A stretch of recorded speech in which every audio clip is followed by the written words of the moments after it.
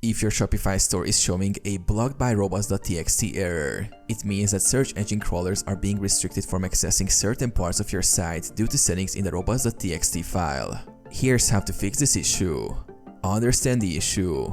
Robots.txt is a file used to guide search engines about which parts of your website they are allowed to crawl. Shopify automatically generates a Robots.txt file, but you may face issues if some important sections of your site are being blocked. Check the Robots.txt file.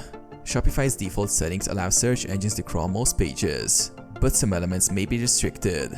To view your Robots.txt file, simply add /robots.txt to your store URL. Modify Robots.txt.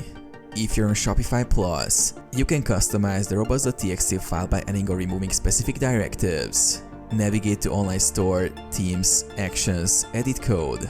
Then, find the Robots.txt file and make your adjustments.